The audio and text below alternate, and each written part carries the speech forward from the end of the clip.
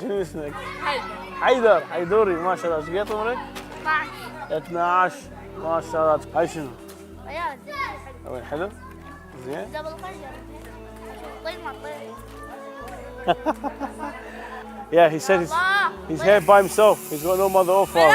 Oh, look at Hayduri here. He's so happy with his toy. Last time he smiled like this. Who knows? Brothers and sisters, you can see the excitement here. This child may have a mental illness as well, ADHD or something like that. But here in Iraq, there's nothing to help them.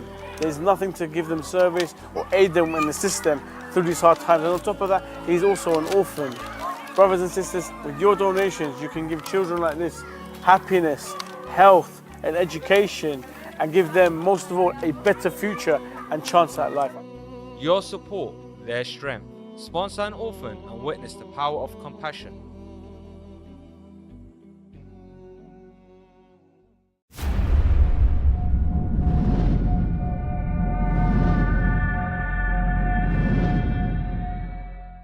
With more and more victims of war and poverty, the Middle East has seen a surge in patients seeking medical aid. Iraq alone has 2.4 million people without access to any form of medical assistance. In Afghanistan, due to the lack of funding and devastating conflict, the health service is at breaking point.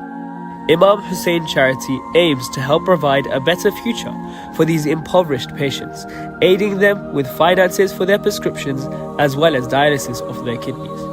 You can help our brothers and sisters with purchases of prescriptions for just £20, and for £200 help a patient with a dialysis procedure.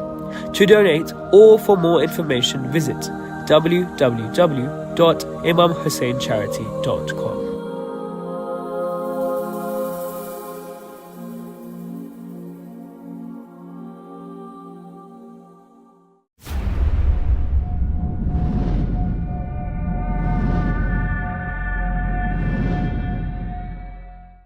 More than 3,000 members of the Shia Hazara community have been killed since September 2011, according to reports. Hundreds of Iraqi pilgrims arrive at the house of Grand Ayatollah Shirazi. On Saturday, the Saudi authorities executed 21 people on other charges. Taliban abusing humanitarian aid in Afghanistan. Shia Rights Watch expresses its condemnation on the targeted bombings in the Iraqi capital Baghdad. There is so much happening that now is the right moment to bring together the biggest stories in one place at one time. It's ambitious, it's a first for the Shia around the world. Join me, Ayoub Nueno, for Shia Waves, live only on Imam Hussein TV free.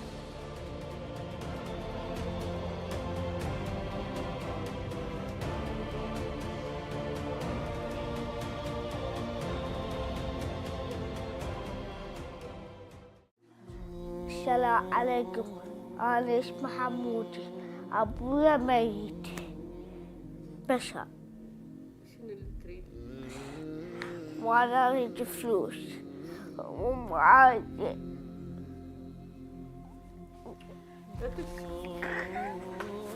لا تبكي.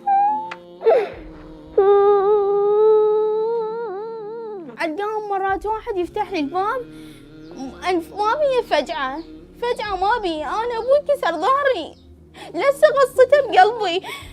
بعد يومين وصل بي من السرطان توفت. يعني يرجع لنا يعني نشتري لنا هدوم بالعيد يعني هدوم والديك السنة. لا غسالة لا جيزر كل شيء ما عندي. هاي الرطوبة وهاي الطينة كل شيء ما عندي. واليوم طحينة ما عندي. اليوم 10 طحين ما عندي شاهد الله شهادة. هاي محروقة ولا الكهرباء. ما عندي كهرباء ما أخذت بالجواري ما عندي كهرباء. ويوميا يهدد بي راح يقطعها هذه. غسالة ما عندي. جاب لي واحد غسالة طلعت عاطلة. التلفزيون مالتهم عاطل. الحمام ما عندهم يغسلون به. ما عندي كل شيء. أنا حايرة بيهم والله العظيم. شنو تحاشي؟ شنو تودي له رسالة؟ شنو تسولف وياه؟ بس أريد يجي. بس تريده يجي؟ For those of you who are watching, whatever you can give, you know, whether it's £50, £20, £10, £5, whatever you can give, please give to help people like this so that they can improve their life standard. They can become more healthy and they can be more motivated to to go and achieve greater things. Generosity doesn't need an audience, it just needs a heart willing to make a difference in silence. Donate now.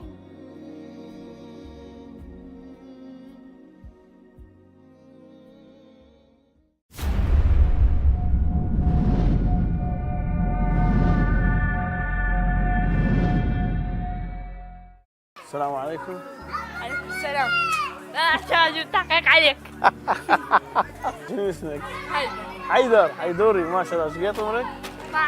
12. 12 ما شاء الله. هاي شنو؟ رياضي. حلو؟ زين؟ جبل الخنجر. طيب ما Yeah, he said he's here by himself. He's got no mother or father. Oh, look at Hayduri here. He's so happy with his toy. Last time he smiled like this. Who knows? Brothers and sisters, you can see the excitement here. This child may have a mental illness as well, ADHD or something like that. But here in Iraq, there's nothing to help them. There's nothing to give them service or aid them and assist them through these hard times. And on top of that, he's also an orphan. Brothers and sisters, with your donations, you can give children like this happiness, health, and education, and give them, most of all, a better future and chance at life. Your support, their strength. Sponsor an orphan and witness the power of compassion.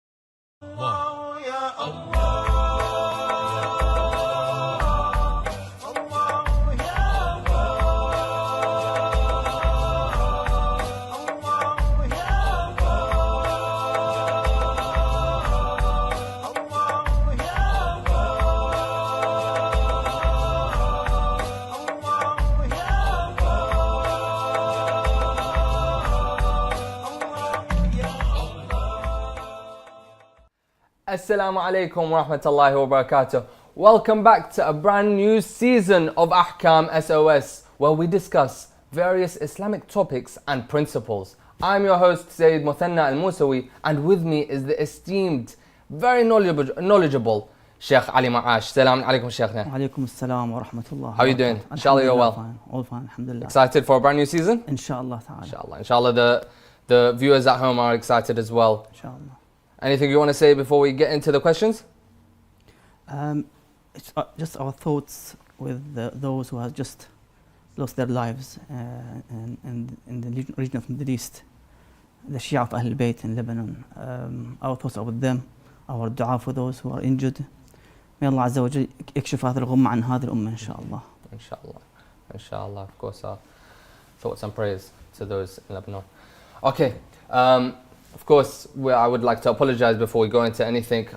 Sayyid Muhsin is not here. Unfortunately, I am here to not really replace him, but to be here instead of him. Inshallah, I don't mess up. Inshallah, everything goes well. Of course, I'm not on the level of Sayyid Muhsin, but we have to make do with me. Okay, Sheikhna, let's go into the questions. So we've got a question now from WhatsApp. Actually, sorry, as I said, I do make mistakes. Just a reminder to the viewers, send in any of your questions. Sheikh Ali marājiʿ and I will be able to answer them inshallah soon. If you want, scan the QR code down below, call on the phone number, WhatsApp, anything. If you're watching on YouTube live, send in the comment section and we will answer them shortly. Now, okay, let's get into the question, Sheikhna. So we've got a question from WhatsApp. It's asking, are girls and women allowed to wear black coats and scarves all year round, even when it's not the months of Muharram and Safar? أعوذ بالله السميع العليم من الشيطان الرجيم. بسم الله الرحمن الرحيم. الحمد لله رب العالمين وصلى الله على محمد وآله الطاهرين ولعنة الله على أعدائهم أجمعين. There are some exceptions for the men and the women in terms of wearing black. In terms of the ladies, they can wear, of course, black hijab, as you've mentioned, the scarf, the abaya around the ear should be fine. And for the men, let's say they are sayyids, they can wear black amama and abaya as well. That's exception, because in overall ulama would mention the issue of wearing black all the time, that it's makruh, discouraged. And because it was the sign of some of the tyrants I think Fir'aun time or at the Abbasids time, they took it as shi'ar, as a slogan, wearing black. So for this reason, it became discouraged for the one to wear the black round the ear. As I've said, except for the hijab for the ladies and for the Sayyids who wear black amama and aba. Okay, interesting. Okay, so we move on to the next question. Another question from WhatsApp. Is buying and selling chess, backgammon, dominoes, billiard and card games allowed? So the games where they like gamble and things like that. Is it allowed to buy and sell these? You see, all types of games which are originally gambling games and tools, it's not permissible for the one to buy them, sell them, or to play with them.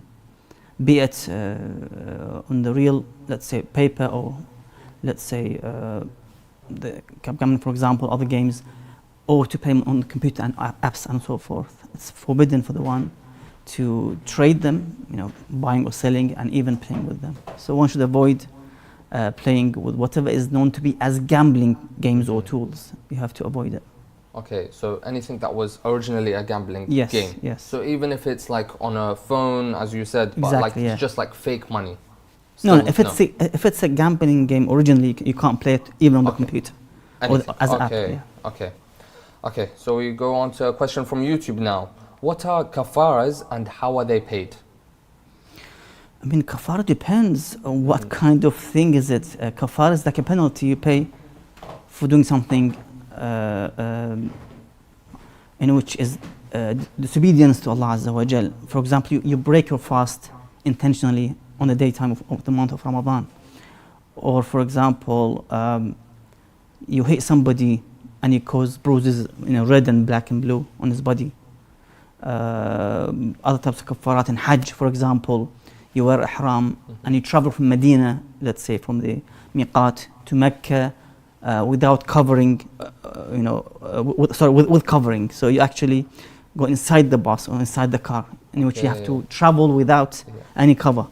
It depends on the type of the ibadah or the deed. If it's a Hajj, there's a special kafara for that. If it's the month of Ramadan, there's a specific kafara for that. If it's, for example, as I've said, hitting somebody, bruise and so forth, all has its own kafarat, and the value of the kafara differs, of course. Okay, but it's all the same in terms of how are they paid? Because the follow-up question was, how is it paid? It's all the same, like thing like that. How is it paid? It depends, yeah, as I've said. It depends as well. Okay. Yeah, it depends, who to pay it to. Who to pay it to. Yeah. Okay then. Another question from YouTube. What is the ruling on shaking hands of a sweaty non-Muslim? You see, ulama divide the non-Muslims into Ahl al-Kitab and the non-Ahl al-Kitab. For the non-Ahl al-Kitab, who are Christian Jews and Zoroastrians, they are Ahl al-Kitab. And many ulama today would say that, even in the past, that Ahl al-Kitab are tahir and pure. So even if you shake with the hand with them, with the wet hand, should be fine. Or they cook for you, is fine. But some would disagree and they would say, at least as a ihtiyat wujubi, you cannot, you have to wash your hand basically. But with regards to the non-Ahl al-Kitab, from other faiths, of course, they are impure and you have to avoid any kind of moisture there. Okay. In terms of, you want to, let's say, pray, for example, or you want to eat, you want to cross-contaminate your hands, which is a mutanajjis as a result of this, for example, shaking hand. So you have to purify yourself. But for the Ahl al-Kitab, as I've said, it goes back to your marājiʿ, who you follow. Would you allow it or it doesn't allow it? Depends. Okay then. Another question from YouTube. It's asking, so this person is, I believe, in Taqiyya. Okay, he's asking, can I pray with my hand on my belly in a Sunni mosque where there is a danger on my life? He says he lives in Jordan, and he also says that he follows Sayyid Sistani. So what is the ruling from Sayyid Sistani on that? You see, in overall, ulama would mention that Taqiyya has its own hukum, and it depends on the situations. So if it's really, as if the brother or the sister mentioned, that it's a place where they could be a life-threatening situation, then Taqiyya can be applied. It depends on the conditions. where you are. So you can observe taqiyya in this case if it's a life-threatening situation. So it depends really, and how can you avoid it if you can avoid it. I mean, it depends really. It depends on where you are, where they are, where they live. Exactly. Okay. Yeah. And the seriousness of the situation, of the harm, for example. Yeah. Okay then. Just a quick reminder to any and all of the new viewers that we have at the moment. This is a live show. We are taking in all questions, and inshallah Sheikh Ali will get through to answering them as soon as possible. If you have any questions, you can send them via the QR code shown below, the WhatsApp number, the phone number. Okay, you can call in and ask any questions that you would like. If you're watching on YouTube Live, however, you can send in your questions in the comment section and we will get through to answering them. Okay, we've got a couple more now getting sent in. From YouTube, why do we Shia say Salam Allah ala Ja'far as-Sadiq when we are talking about a deadly disease? Quran is very clear about the shuhada. Okay. And Ahlul Bayt all passed away as shaheed and martyrs from Rasulullah sallallahu alaihi wasallam, Imam Askari salamullah alayhim, either by poison or by sword. And the famous hadith that none of us would pass away except as a masmoom, as a poisoned, or to be martyred by the sword. So when we say salamullah alayhi salam, it means they are alive. The Quran says bal ahya 'inda rabbihim yurzaqun. They are alive beside their Lord. And the Quran says that the life of the hereafter is a genuine life compared to this dunya life. So it's a real and genuine life compared to this dunya. So they are alive beside the Lord, the shuhada, of course. Okay. Another question. So this person is a university student getting a message from WhatsApp. Okay. So do I need to pay khums on student loan? You see, it depends. If this loan becomes part of your, let's say you own that loan in somehow, then of course there's a khums on it. So it depends really. I mean, I don't know how it works, but some ulama say that if it becomes as you own that money, yeah, you're going to pay it in 20 years time, or when you get, let's say, a specific income, if it exceeds, let's say, 25k income, otherwise you don't pay it, for example. So if it becomes like you own it, then you have to pay khums on it. So it depends on how it works. Okay, but there are also some situations where I'm pretty sure in some universities here in the UK, where if it, I think you mentioned it as well, but just to reiterate, after 27 years, that money, then you don't have to pay it back. That's what I'm saying. That's what you're saying. It becomes like you own that money for yourself. That's what. Then there's a khums for it. But if it's before that situation and you're already paying it back, you're paying the loan back, then you don't need to pay. I mean, some would say that you still have to pay khums on it. But it's like you own it. Yeah. You're not going to pay it till you get a job in the next 3-4 years, let's say, and you may not even get to that level of income, let's say, that minimum income that is required for you to pay back the loan. So it's like you own that money. Okay. Anyhow, but it depends on the marājiʿ again. Yeah. Okay. Again. So we've got another question from YouTube now. How can we seek for sincere forgiveness and become better? Taqwa Allah is the best way for the one to seek, sincere forgiveness. Wattaqullah. These two words, Taqwa Allah and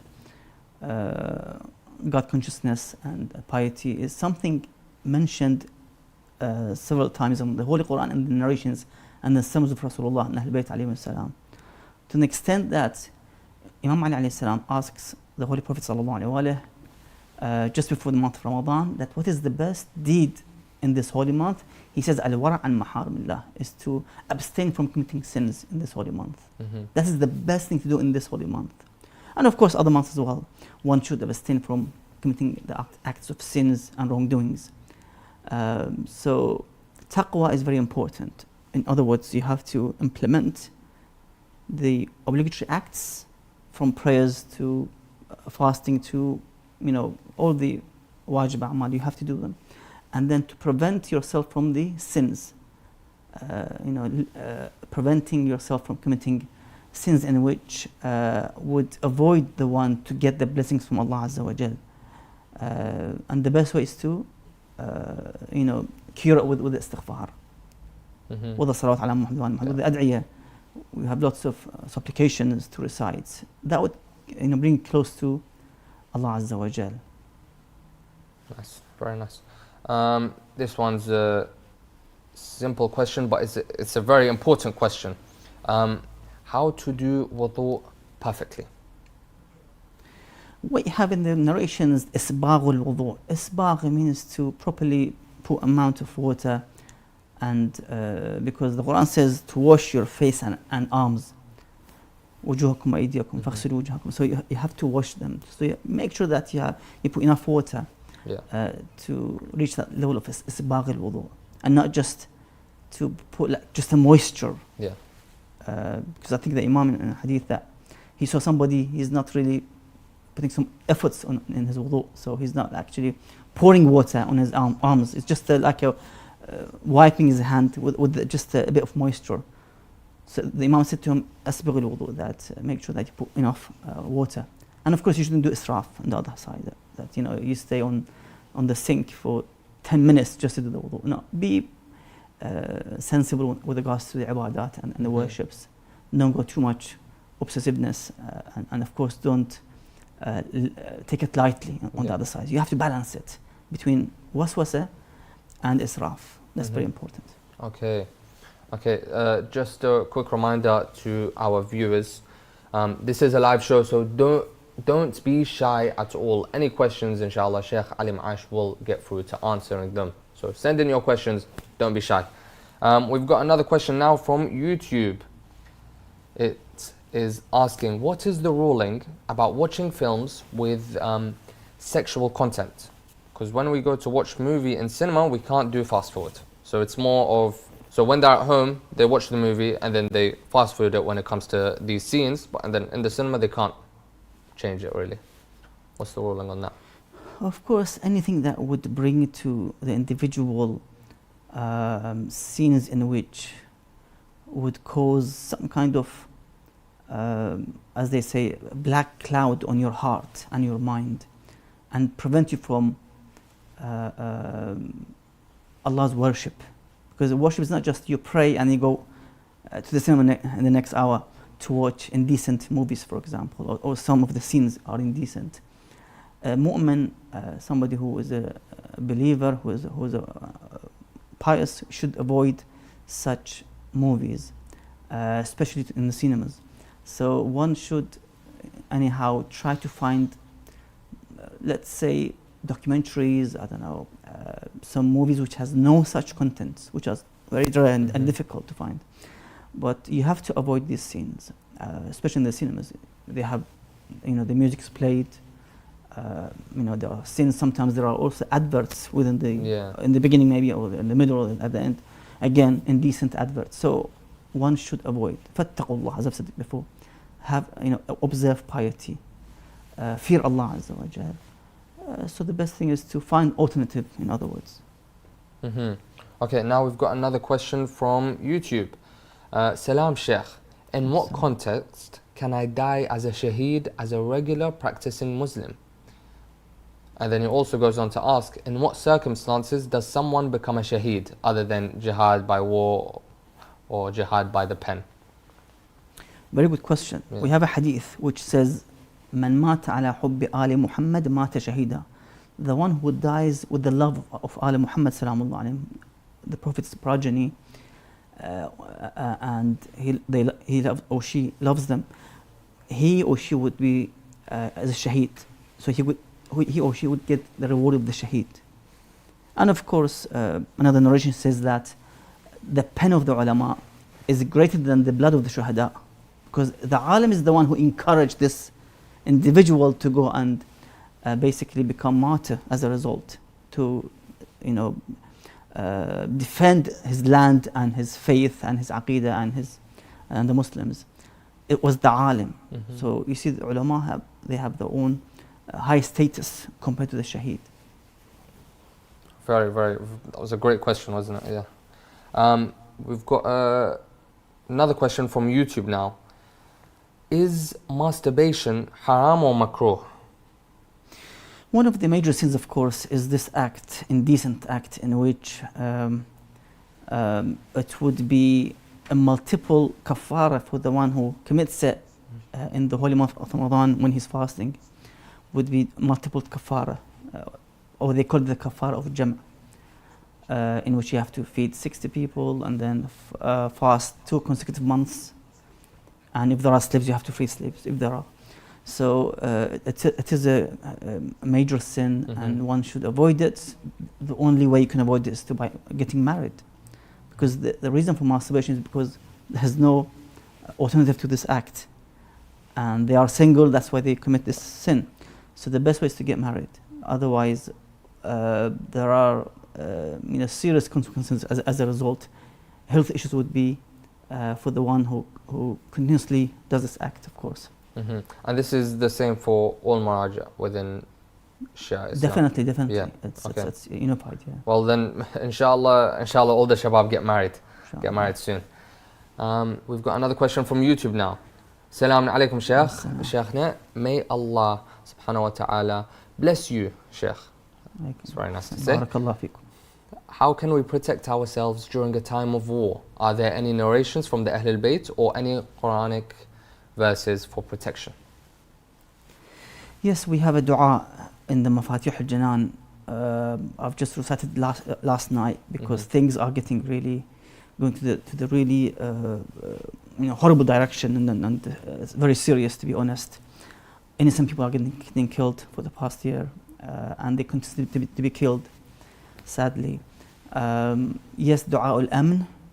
If you type in Google, or if you have Mafatih al-Janan, find dua al-amn, which begins with Ya man tuhallu bihi uqad al-makarih, and it's dua from the fear of the tyrants and other issues it mentioned. So it's a protection.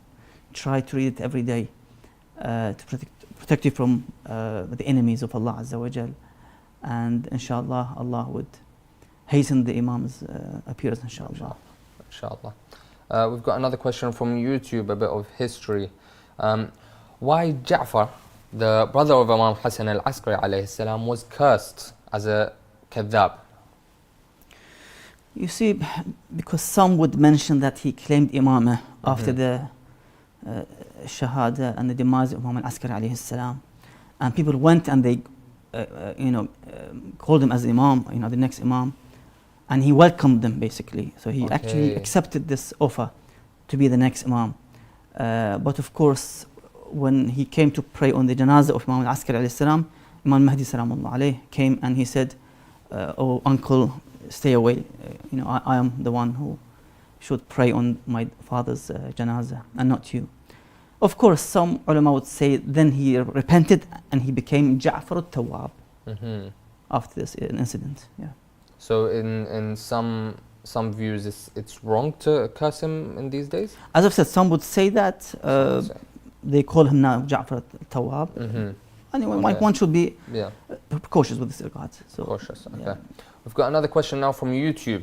If someone tells you to say shirk, as in like there is another God other than Allah subhanahu wa ta'ala, otherwise they will harm you in the worst case, they will kill you, what can you do? And it's like taqiyya, can you do taqiyya in this situation? This is exactly what to happen to Ammar bin Yasir, this great Sahabi of Rasulullah sallallahu alaihi wasallam and his companion.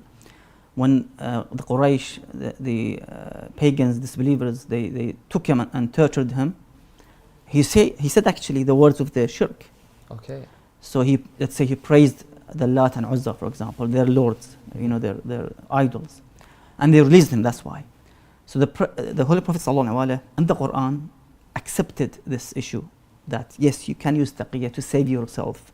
And Ammar bin Yasir was very useful for the Prophet and Imam Ali alayhi salam. And he is a narrator of a hadith of Rasulullah and Imam Ali alayhi salam. So he is actually a very important individual in which his life was crucial to be within the Imam's and the Prophet's life. Sometimes, yes, you have to, you can actually, taqiyya sometimes becomes wajib, sometimes is permissible. You're allowed to either do or to leave it. But sometimes it becomes wajib, depends on the individuals. So yes, Ammar, rahmatullah alayhi, he observed taqiyya. In the Holy Quran mentioned, in the narrations mentioned. But of course, his parents, Yasir and Sumayya, they didn't observe taqiyya and they were killed as a result. Right. So they both got consent from Rasulullah sallallahu alaihi wasallam. He said to them, O Al Yasir, you will be taken to paradise, inshallah. Maw'idukum al-Jannah. Your appointment is in paradise. So sabrani Al Yasir, be patient. You'll be in paradise, inshallah. So he didn't condemn the act of Yasir and Sumayya, who didn't, spoke or didn't declare shirk openly to the mushrikeen. Nor did they actually, the Prophet condemned the act of Ammar when he concealed his belief and declared shirk and so forth.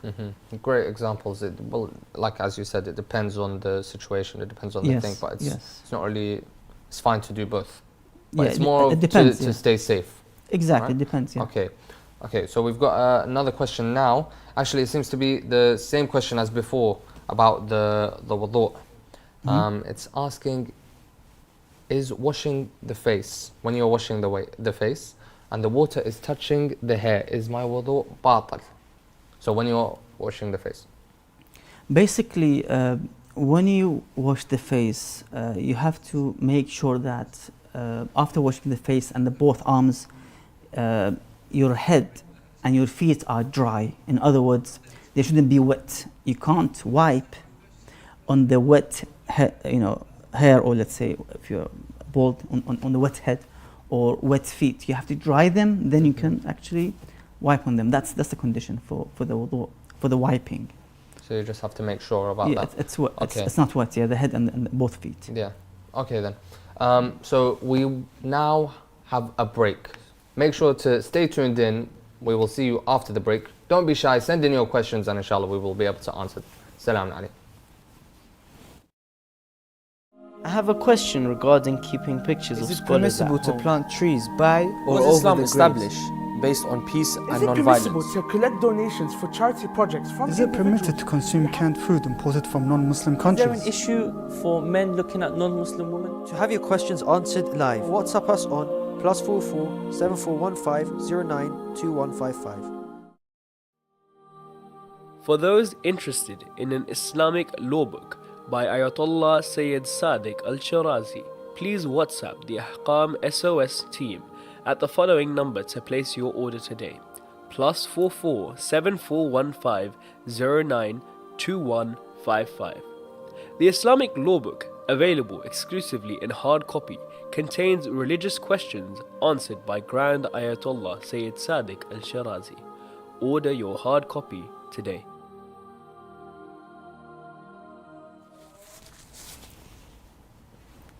Assalamu alaikum. Welcome back, dear viewers. Inshallah, we're back from our break. Ahkam SOS, the show where we discuss various topics and principles. I hope you sent in your questions. If you haven't yet done so, you can send it through on our WhatsApp phone number. You can scan the QR code shown below, or will be shown right now. Yes. Or if you're watching on YouTube, send in your questions in the comment section, and we will get through to answering them. Now, Sheikh, we've got a question now coming in from YouTube. It says, some scholars say Prophet said on the year 60 after Hijrah, Imam Hussein, let me just, okay, so it says that some scholars say that the Prophet said on year 60 AH, and Imam Hussein, some say 61 AH. Which is right though, through Sahih narrations? Bismillah ar-Rahman ar-Rahim. Yes, it's to do with the start of the year, the lunar calendar year, the Hijri year. Does it start from the 1st of Muharram or 1st of Rabi'ul Awwal? That's the issue. Of course, the majority now would have the calendar starting from the 1st of Muharram as a new Hijri year. But some would go for, it's actually on the 1st of Rabi'ul Awwal, the Hijrah. You know, what's called Hijri, because the Hijrah, the migration from Mecca to Medina.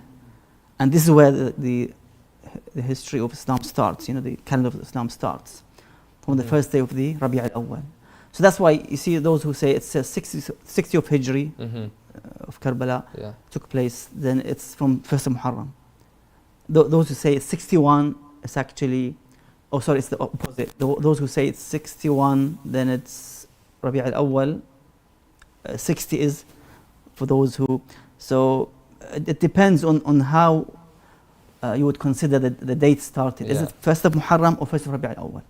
Okay. So some would still say that, well, Muharram and Safar 60 Hijri. Yeah. Because they consider 1st of Rabi' al-Awwal is the first day of the new year of the Hijri calendar. So they would stick with the date or the that still we are in the 60 of it's the 60 of the actual year. It's not been changed by the 1st of Muharram. So two opinions now we have with this regard. Okay, so we've got another question coming in from YouTube. Is it true that there are some hadiths from Imam Ali alayhi salam that says that the ones who love us, as in the Ahlul Bayt, even if they did big sins, they will be forgiven by our love? You see, the one who has the correct believes in the principles of the religion, the Islamic beliefs, from Tawheed, oneness of Allah Azza wa Jal, His justice, Adl, the Prophets, Nubuwwah, the Imams of Ahlul Bayt, believes in the Imam of the 12 Imams, Salamullah alayhim ajma'een, and the hereafter, the Ma'ad. Then of course, if they have this correct belief, if they commit a sin, that sin either to be wiped through istighfar, through tawbah, through repentance, and somehow they try to wipe the sin. If not, then there are miseries would be brought on this individual, sickness, I don't know, loss of property, of wealth, for example, loss of one of the siblings, one of the offspring, for example, la samah Allah. All these, the tools and the means to purify this individual. If not, at the time of the death, there would be a bit of pressure on this individual as a punishment. If not, the pressure of the grave on the first night of the grave. Na'udhu billah. If not in the barzakh, if not in the qiyamah, until this true believer is being purified fully, then he enters or she enters paradise. Otherwise, there are purifications on his way and on her way till the day of judgment. So nobody can enter paradise while having a sin on the shoulder. No, they have to be purified in somehow. Purified, fully purified. Yeah. Okay. We've got another question now from YouTube. It says, Salam, I am your brother. Salam alaikum, Maitham. Salam. I want to ask Sheikh, why is it that some people sometimes fast but not in Ramadan? We have mustahab fasts in the month of Rajab and Sha'ban, and some other months. I think the Hijjah, Muharram, on the first day of Muharram, we have some mustahabbat and desirable acts of fasting during the year. So that's one option, possibility. The second possibility is that some people have to make up because of their travel, because of the health situation. They couldn't fast in the month of Ramadan. They make it up later. So there's qada and there's mustahab fast. Right, okay. Another question now from WhatsApp. It asks, who did Prophet Adam's children marry? You see, we have narrations with this regard from Ahlul Bayt alayhim salam that Allah brought to them wives, created wives, and not as the narrative of the non-Shia that they got, brothers and sisters got married. That doesn't happen at all, and didn't happen at all. So Allah brought them wives, created them wives, and they got married to them, and not as brothers and sisters at all. Okay. That's against the human instinct. Okay. From Adam till Qiyamah. So no siblings, anything like that? No marriage within Maharim, no. A question now from YouTube. I have seen some shuyukh narrate hadith that the lovers of Ahlul Bayt will be huffaz of the Quran in the Akhir. So what is the reward for those Shia who actually memorized the Quran in the dunya? Yes, we have a narration which says on the Day of Judgment, they will tell this individual who memorizes Quran or knows the Quran that اقرأ ورقة, because paradise has levels, you know, and stages and phases. So they would say, recite, let's say each verse, and then go up. As you recite, you can go up and receive your position and status in paradise. So the more he recites, the more he goes up. Hello. Yeah, exactly. Yeah. So it's like, you know, the more, let's say, I don't know, grades you have in your A-levels, the better you can get a position in one of the best universities in Europe, for example, or in the world. So the better you have, the better chance you get a best job, for example, one of the best companies, for example, in the world, with the highest paid job. Or just carry on working on that, read more Quran, exactly, memorize it as you go along, and then. What is most important, I think, is to understand the Holy Quran, comprehension of the verses, to understand the meanings of it, the tafsir, the ta'wil, and then tanzil, very important. Beside memorizing, beside reciting, we need to understand when we recite, you know, to begin with Bismillah ar-Rahman ar-Rahim. What does it mean? Bismillah. What does ar-Rahman ar-Rahim means? Who is it referred to, for example? We have to understand these, inshallah, by referring back to the tafasir, by referring back to the tafsir of Ahl al-Bayt alayhim salam, who have interpreted the Quran. You know, many of the ayat, we have, you know, the exegesis and tafsir from Ahl al-Bayt alayhim salam, specifically. The tanzil and the ta'wil and tafsir as well. Okay. Okay, so we've got another question now from YouTube. Is eating eel halal? And they also mention it is a fish with the scales under the skin and it's not visible. What ulama say today that they have to have scales on their body, on the outer skin. In terms of the inner skin, we have to see. We have to ask the ulama with this regard. This is something new. Usually it's scales on the skin. On the skin. Under the skin, that's another issue. We have to see. Yeah. Inshallah, we'll be able to answer that in the future. Another question from YouTube now. I want to get up for namaz al-layl, salat al-layl. Any Quranic verses to wake up or du'as to help someone in waking up, or like to remind the body to wake up at a certain time? Yes, there's a famous ayah in Surah Al-Kahf, I think. And then that's to do with the in terms of the night to sleep. There's a verse actually for the one who wants to sleep. Sorry, I think I brought the ayah for sleeping. For those who can't sleep. So that's for the one who can't sleep. They have because we have, alhamdulillah, through the Holy Quran verses, through the narrations of Rasulullah and Ahl al-Bayt, all the cure and remedies for any problem you have, from headache, from chest pain, from whatever you have. You can't sleep for sleeplessness, for example. We have, alhamdulillah, cure and remedy for that. Of course, you have to refer back to the doctors and medics. But in anyhow, we still have ad'iyah with this regard and supplications from the Holy Quran, and of course through the ahadith. I can't remember exactly the verse. Inshallah, later time we'll try to find it, inshallah. Inshallah. Another question from YouTube. It asks, if someone is buying a house or wants to get married, and they do an istikhara, they are then asking that, like they've heard that a scholar says that it doesn't mean anything and it would just be advised to follow it. Isn't the istikhara then overrated? You see, from the beginning, istikhara is there for the one who has hesitation and indecision position, where you're not sure, is this property is the right property for us? Is the area a safe area, for example? You're not sure. You ask, but you're still unsure. You're hesitant, in other words. Then istikhara is when there's a hira. Al-khira and al-hira. Then you're hesitant, you take istikhara. When you're in the position of 50-50, then of course you take istikhara. You ask Allah's, and to see support from Allah Azza wa Jalla, from the Holy Quran, for example. If it's good, then you do, or otherwise, if it's bad, then you avoid it. And the same applies to marriage as well.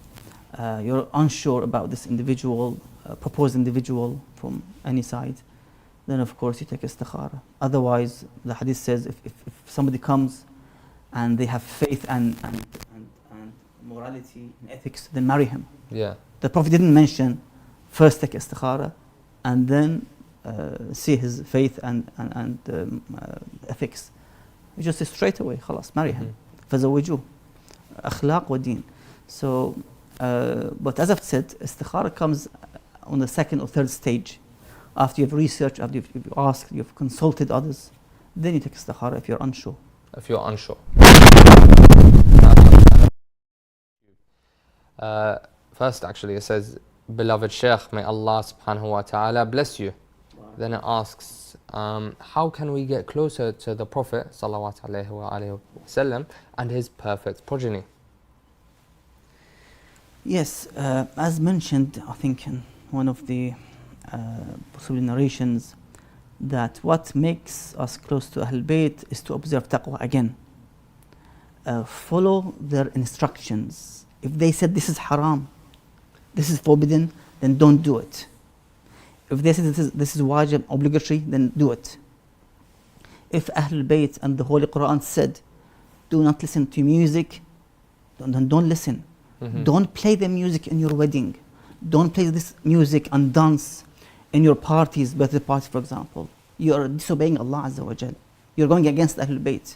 This is why you can get close to Ahlul Bayt, when you don't put music in your wedding. When you don't put music in your birthday party, for example, other parties. That's the test. That's the real test. You show your loyalty and sincerity towards Ahlul Bayt alayhi salam. So that's why they want you to be pious, God conscious, God fearing. This is how you get close to Ahlul Bayt alayhi salam. Well, the easiest way is literally just follow by their example, follow by their rulings and teachings. Exactly. Really. Okay, I just want to give another reminder to our dear viewers. This is a live show. We are taking in any and all questions, so don't be shy. You can send it in, scan the QR code down below, WhatsApp number, call in at the number shown below, or if you're watching on YouTube live, you can put the questions in the comment section, and we will get through to answering them soon. Okay, and I've just heard now we only have time for one more question, so our last question will be from YouTube. Can I have my lunch break with a girl from my college? And it's not as in like it just says we just talk normally. The Holy Quran is very clear. It says وَلَا مُتَّخِذِي أَخْدَانٍ, and do not consider friendship with the opposite gender. Very important. Even if you say it's a purely innocent relationship, and we could just go out, we talk. Shaitan and the devil is there waiting for you. So you have to be careful. Unless there is a nikah contract observed, that's fine. Otherwise, avoid it. It's a trap of devil. Yeah. You have to avoid it. It starts with the professional words and about work, about study, about whatever. Then it ends up to relationship. Unfortunately, Sheikh, now we've reached the end of our episode right now. Before we do sign off, I just want to ask the Sheikh if you have anything else you would like to say. Yes, indeed, dua about what's happening now, situation in the Middle East, for those innocent people who are now under the curse of the enemies of Allah Azza wa Jal. The dua, part of the dua in which says, Allahumma inna nashku ilayka faqda nabiyina صلواتك عليه وآله وغيبة ولينا وكثرة عدونا وقلة عددنا وشدة الفتن بنا وتظاهر الزمان علينا فصل على محمد وآله وأعنا على ذلك بفتح منك تعجله وبضر تكشفه ونصر تعزه وسلطان حق تظهره ورحمة منك تجللناها وعافية منك تلبسناها برحمتك يا أرحم الراحمين. يا الله، اللهم عجل لوليك الفرج واجعلنا من أنصاره وأمانه. يا الله يا الله يا الله. Allah, ahsant Sheikhna, ahsant. Unfortunately, to our dear viewers, this is that was the end of our episode of this brand new season of Ahkam SOS. Inshallah, if you had any questions and we didn't get to answer them this episode, it will roll over onto the next episode, which is going to be on Monday next week. Brand new season, every Monday, every Wednesday. Make sure to tune in, send in your questions, and inshallah we'll be able to answer them. Assalamu alaikum.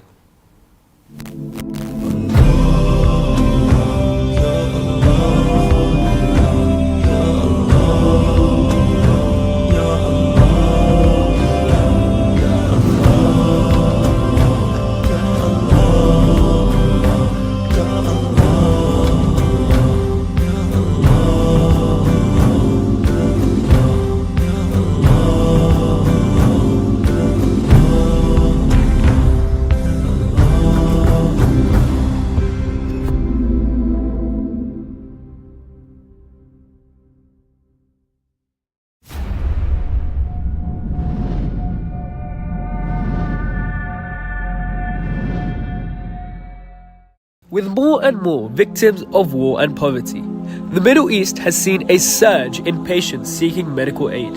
Iraq alone has 2.4 million people without access to any form of medical assistance.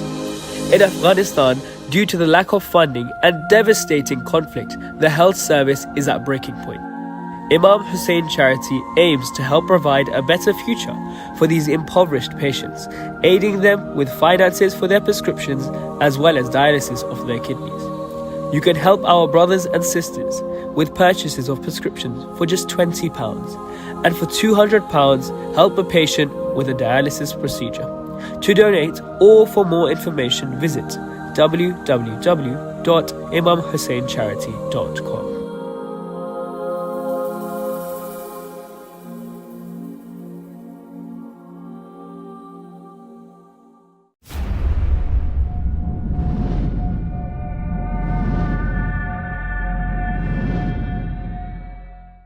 More than 3,000 members of the Shia Hazara community have been killed since September 2011, according to reports.